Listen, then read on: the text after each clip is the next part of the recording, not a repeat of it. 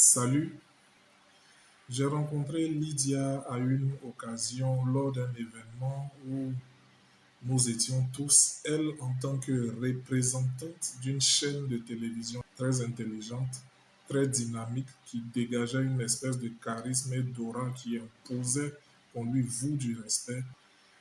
12 ans plus tard, c'est-à-dire il y a quelques jours, je suis chez moi, au pied de mon immeuble, et je vois passer une dame qui visiblement a un certain âge, disons relativement avancé.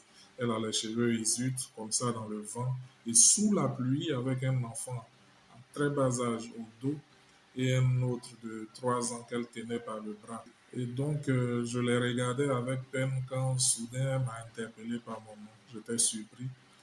Et c'est là qu'elle se présente à moi et me dit que c'est elle, Lydia. J'ai voulu savoir ce qu'elle devenait parce que je m'étais imaginé, j'ai envie de dire tout naturellement, lors de ce premier contact qu'on a eu il y a 12 ans, qu'elle gravirait très rapidement les échelons. Et c'est là qu'elle m'a sorti. De lors, la trajectoire de ma vie a été désorientée le jour où j'ai pris la résolution de me marier. Mais nous avons essentiellement parlé de deux choses que j'ai articulées autour de deux questions directes. Premièrement, pourquoi est-ce que tu t'es marié? Ce pourquoi, comprenons-nous bien, n'est pas un reproche dans le genre tu n'aurais pas dû. Non. Quelles sont les raisons qui t'ont poussé à te marier? Quelles étaient tes motivations? Lydia m'a dit qu'elle s'est mariée à 23 ans, c'est-à-dire un an après notre première rencontre, parce que tout le monde dans son entourage ne parlait que de ça. Marie-toi, tu es financièrement autonome, ne gâche pas ta vie en restant une fille qui ne se consacre qu'au travail. Tu risques de finir vieille, tu risques de finir sans homme, tu risques de finir dans une situation où tu n'as pas bâti de famille. Marie-toi, marie-toi, marie-toi, marie-toi. C'est marié. Je dis, bon, dans le fond, il n'y a pas vraiment de problème à décider de se marier, même pour les raisons que tu évoques. Même si, et on y reviendra, selon moi, c'est déjà une grosse erreur que de se marier pour les mauvaises raisons. Alors, pourquoi le choix précis de cet homme avec qui tu t'es marié?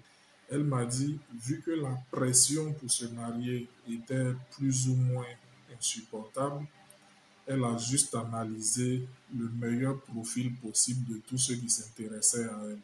Il fallait choisir, c'était ça l'impératif. Qui choisit à ses yeux, c'était pas ça le plus important.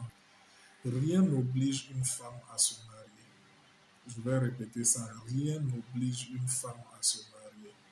Autant un homme a pour vocation de réussir sa vie, c'est-à-dire se trouver un pied-à-terre assez solide et digne sur le plan professionnel et ensuite songer, s'il le veut, à convoler en juste noces avec quelqu'un, autant ce schéma-là s'applique aussi à la femme.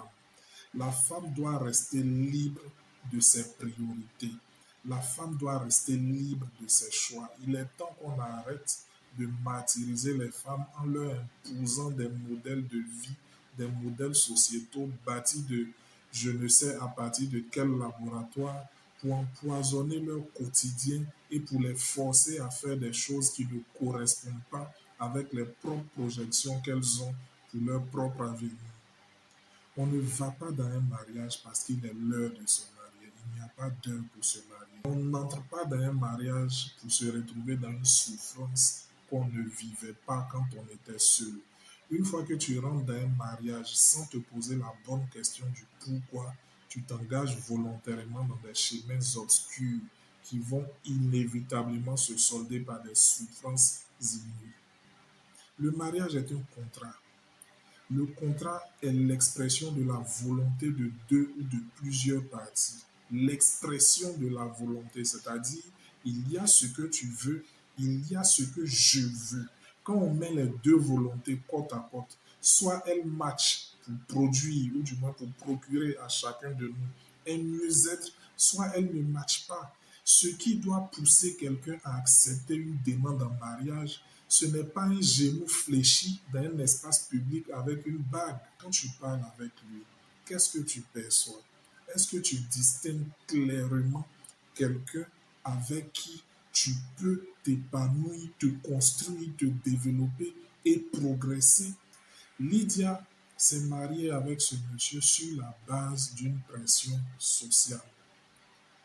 Elle avait des études qu'elle voulait poursuivre jusqu'au doctorat. Elle est entrée dans ce mariage 10 ans plus tard. Elle a 3 enfants.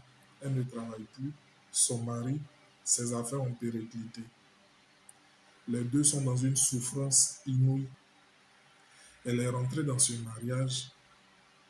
Elle n'a pas eu le temps de planifier quoi que ce soit pour ses études et pour son profil de carrière. Et le pire, elle est extrêmement dépendante de son mari qui, lui, ne fait plus rien. Quand tu es un homme, en fonction de tes projections de vie, tu choisis ta compagne. Si vos projections évoluent dans la même direction, dans le même sens, vous vous mettez ensemble.